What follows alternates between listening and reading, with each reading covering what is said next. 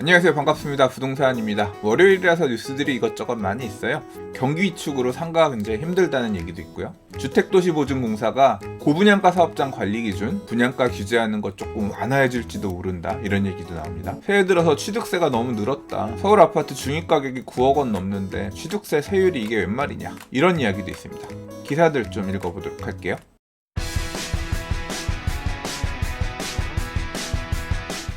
첫 번째 뉴스입니다. 이태원 상가 공실은 정말 심각하네요. 4분의 1 정도가 비어있다고 하는데요. 진짜 그 얘기는 굉장히 황량하다는 얘기인데요. 저도 이태원 경리단길이라든가 이태원 해밀턴 호텔 뒷길이라든가 이런 데 가서 안 놀아본 지 좀 오래된 것 같습니다. 옛날에는 진짜 좋아했었는데 말이죠. 그런데 사실 생각해보면 이태원 상가가 엄청 늘어나기도 했습니다. 한 벌써 10여 년 전, 7, 8년 전만 하더라도 이태원 상가라고 할 수 있을 만한 물리적인 공급이 엄청 늘었어요. 과거에는 주택가라고 할 수 있는 지역까지 상권이 확장되면서 계속 1층 같은 경우는 상가들로 되게 바뀌었거든요. 그리고 그 맞은편에 한남뉴타운 1구역 해제구역 쪽으로도 상가화가 진행되면서 기존의 주택들이 상가로 바뀐 곳들이 굉장히 많습니다. 경리단길이라고 불리던 그 상권도 하얏트 호텔 쪽으로, 그리고 남산 쪽으로 뻗어나가면서 쭉 상권이 확대됐고요. 그 길 건너편에 해방촌길이라고 하는 곳도 확장되면서 엄청 넓어졌죠. 녹사평역, 이태원역 주변에 이태원 상권이 굉장히 많이 확대된 모습을 보인 것도 사실이에요. 과거 홍대 입구가 서교동, 연남동, 상수동, 망원동 이런 쪽으로 뻗어갔던 것처럼 말이죠. 그런데 트렌드가 바뀌고 다른 힙한 관광상권들이 뜨면서 빠져나간 관광객의 영향을 크게 받고 있는 것 같습니다. 자영업자분들 진짜 요새 너무 힘들어요. 저 아는 치킨집 사장님도 홀에 손님이 없어서 투잡을 택하시더라고요. 낮에는 다른 가게들 배달일 하고 저녁에는 와서 치킨 장사하고 말이죠. 그런데 최근 통계를 보면 편의점의 평균 매출도 오르고 있고요. 김밥집의 평균 매출도 오르고 있다고 합니다. 근데 도대체 왜 어떻게 이런 상황이 나오냐, 자영업자는 힘들다는 소리가 나오는데 평균 매출은 오르는 이런 상황이 나오느냐, 이러한 현상에 대해서 얼마 전에 옥탑방 부부스 김종률 원장님과 이야기 나눴던 것을 소개하자면, 일매출을 150 못 찍는 편의점이 버티다 망하고 월매출을 2000 못 찍는 김밥집이 버티다 망해서 결국 살아남아있는 가게들은 평균 매출이 조금 더 높았으니까, 즉 매출이 적어서 망해 나간 자영업자들이 통계의 모수에서 빠지니까 평균 매출이 높아지는 것으로 보이는 거지, 자영업하기에 좋은 환경이 아니란 거죠. 그리고 수요가 완전히 사라지는 것은 아니기 때문에 남아있는 편의점, 살아남은 김밥집이 기존에 영업하던 가게의 수요를 일부 받아주면서 살아남은 가게들은 매출이 일부 소폭 상승하는 그런 상황이 발생하고 있다는 얘기입니다. 이게 바로 자영업의 양극화고요. 자영업의 양극화가 결국은 상가, 부동산 상가의 양극화라고 볼 수 있습니다. 아무튼 심각하네요. 저라도 좀 많이 팔아주고 싶은데, 그래서 술도 좀 많이 먹으려고 사람들 일부러 모임 만들어서 술 마시려고 노력하는데, 술을 많이 마시면 면역력이 약해지고, 면역력이 약해지면 바이러스 침입에 취약해지고, 딜레마입니다. 얼른 이 추운 계절이 가서 바이러스 위험 적은 그런 따뜻한 봄이 왔으면 좋겠네요.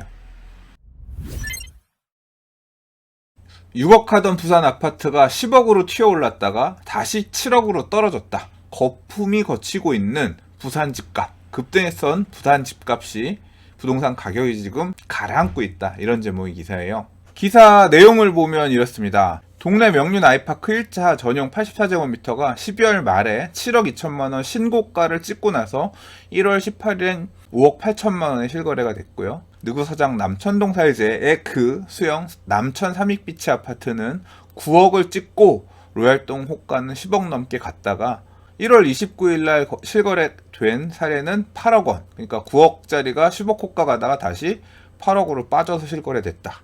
해운대 KCC 스위첸 아파트도 11월 말에 10억 5천만원 실거래됐지만 올해 들어서는 9억 초반 매물들만 거래되고 있다. 뭐 이제 이런 얘기입니다. 기사의 뉘앙스는 부산이 조정대상 지역 해제 후에 쭉 올랐다가 지금은 살짝 분위기가 반전돼서 가라앉는 모양새다, 이런 이야기인데요. 로얄 매물과 비로얄 매물의 차이도 있고, 가격 차이는 이런 경우에 엄연히 존재하기 때문에 단순히 기사에서 소개된 거래 사례만으로 부산 지역의 부동산 가격이 급락했다고 판단할 수만은 없겠습니다만, 일단 상승 추세에 찬물이 확 끼얹어진 것은 분명해 보이는데요. 최근의 흐름 궁금합니다. 부산 관련해서 여러 번 언급을 했지만 2004년에 서울의 어게인이 될 거냐, 2009년에 서울이 어게인이 될 거냐, 전 되게 궁금하거든요. 그래서 사실 이 내용을 부동산 스터디 카페랑 제 블로그에 올렸는데요. 부산 특파원분들께서 현장 분위기를 남겨주셨어요.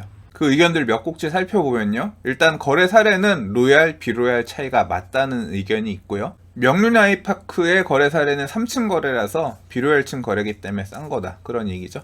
그리고 호가도 전체적으로 좀 낮아진 부분은 어느 정도 있대요. KCC 수이체는 8억대 매물 있고, 삼익비치는 10억대에서 8억대로 실거래가 떨어진 게 확실하고 9억 극초반이나 8억대로 호가가 낮아졌다. 그러나 전체적으로 기사에 나온 단지는 호가도 최고가에 낮아진 게 맞긴 맞는데, 단 동래 지역, 금정지역, 동래 레미안 아이파크나 레미안 장전, 명륜 자이 등 동래 금정 쪽의 신축 새 아파트들 같은 경우는 신고가 갱신 중이라고 하고 있고요. 그 밑에도 보면 보합 상황은 맞는데 해운대 자이, 대연 혁신, 동래 아이파크, 광안 쌍용, 장전 레미안 등 각구 대장들은 여전히 신고가 행진 중이다, 이런 의견도 있습니다.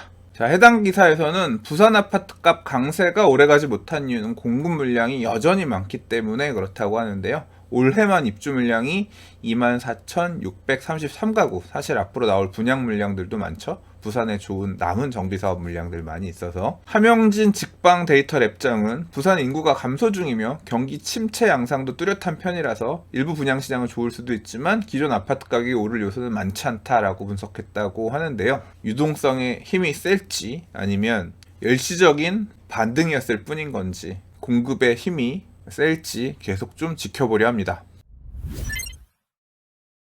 취득세 관련 기사입니다. 새해 들어서 7억 5천 넘어가는 아파트들 취득세가 많이 올라간다, 그런 얘기예요. 서울 아파트 가격이 크게 상승한 데다 세율까지 올라서 매수자들의 거래세 부담이 작년보다 커졌다. 기사 중간에 보면 주택 가격대별 취득세율 변동 표가 있는데요. 6억 원에서 9억 사이 같은 경우는 과거 2% 세율 이렇게 냈던 걸 기존 취득가액 2%에서 세분화했지요. 주택 가격에 따라서 1%에서 3% 사이까지.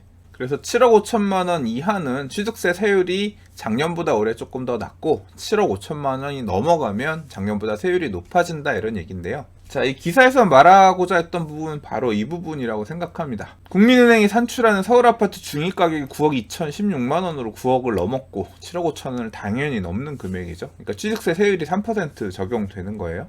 정부 측 기관인 한국감정원의 서울 아파트 중위 가격도 8억 3,920만 원인데, 그리고 이달 입주하는 아파트 분양가도 대부분 7억 5천만 원을 넘고 있는데, 그러니까 취득세 세율을 1%, 2%, 3% 분화해놨지만 실제로 서울 아파트 살 수 있는 물건들은 대부분 3% 세율 적용받는 상황이 되고 있다는 거죠. 때문에 취득세율이 적용되는 구간을 조정할 필요가 있다. 서울 아파트 중위 가격이 9억 원이면 그에 준하는 세율 구간을 새로 만들어야 된다. 실수요자를 위한 부담 완화 방안 검토가 필요하다는 지적, 공감합니다. 지난해 민간택지 분양가 상한제 확대 적용이라고 하는 큰 사건을 유발한 원인이 바로 6월달에 있었던 HUG 주택도시보증공사의 고분양가 사업장 관리지역 내 분양가 심의 기준 변경이었는데요. 자, 이걸 다시 개선하는 것을 검토 중이라고 합니다. 이 분양가 상한제 확대 적용의 직접적인 원인은 물론 과천 1단지 푸르지오 서밋의 평당 4천만 원대 고분양이긴 했는데요. 사실 이게 트리거가 되기는 했지만 과천 1단지가 후분양으로 돌아선 것은 주택도시보증공사가 분양 보증 심의로 분양가 제한을 빡빡하게 걸어왔던 이유였죠. 그리고 2019년 6월에 이 기준을 더 엄격하게, 더 빡빡하게 조였던 거고요. 분양가를 못 올리게끔 만들었던 거죠. 물론 2019년 상반기에 홍제 3구역이나 청량리역 주변에 아파트들 분양가가 높아지는 부분들, 이전 기준에 따르면 분양 시기를 조정해서 분양가를 다소 높일 수 있는 꼼수들, 이런 게 어느 정도 존재했으니까 말이죠. 그래서 이 부분을 지난해 6월에 꽉 잠궜는데요. 그랬더니 분양을 앞두고 있었던 특히 강남권의 재건축 아파트들이 차라리 선분양하지 말고 우리 준공 후 후분양하자,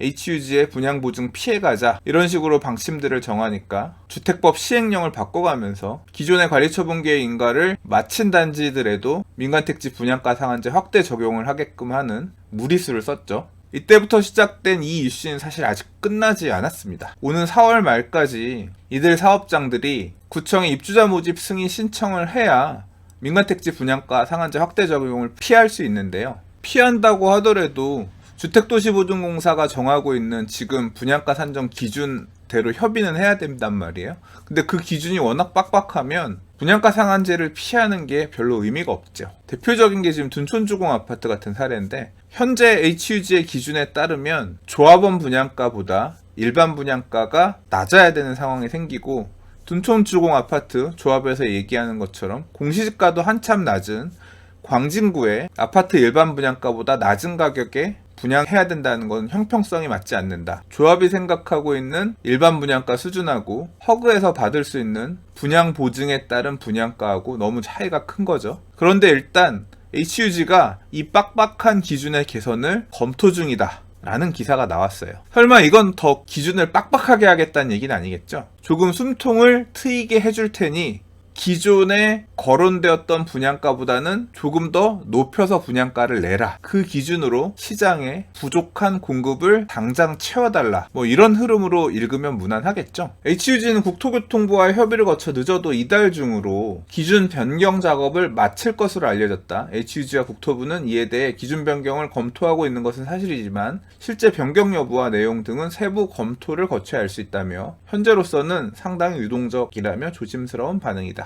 아무튼 조합 입장에서도 기존의 안보다는 분양가를 조금 높일 수 있을 만한 환경이 만들어지고 있는 상황이라서 다소 희망적이라고 생각하고 있을지도 모르겠습니다. 그런데 지금의 청약 제도가 고가점자들의 로또 잔치가 되고 있는 것은 아파트의 일반 분양가가 주변의 시장 가격보다 지나치게 낮기 때문입니다. 그러니까 시장이 작동하지 않고 분양을 받을 수 있는 사람이 로또가 되고 있는 거죠. 적절하게 조정할 필요가 있다고 생각합니다.